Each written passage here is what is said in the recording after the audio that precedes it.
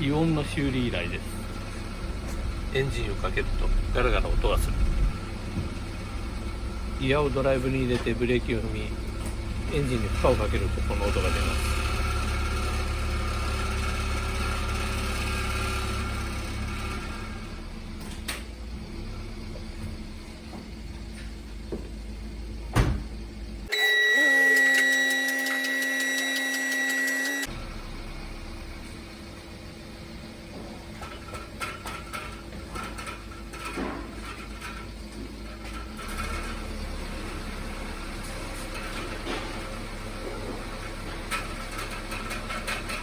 はい、この中がもう剥がれちゃってますね。はい。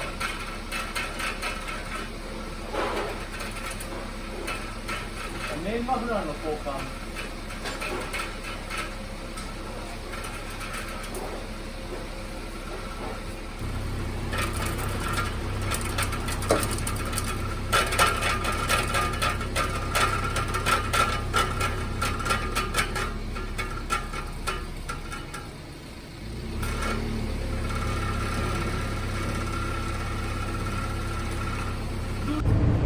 マフラーの中の遮蔽物の溶接が多分剥がれちゃってるんでしょうね。こんな音が出てます。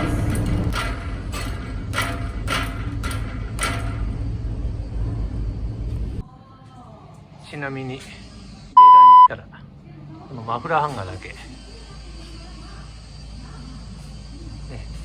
マフラーハンガーだけみんな交換してくれて、あとはマフラー全部交換しないと治らないからと13万って言われたらしいです。今回交換予定のマフラーは純正新品、中古、社外新品いずれかの3択。オーナーは社外新品を選択。ガスケットと取り付けのボルトナット付きでした。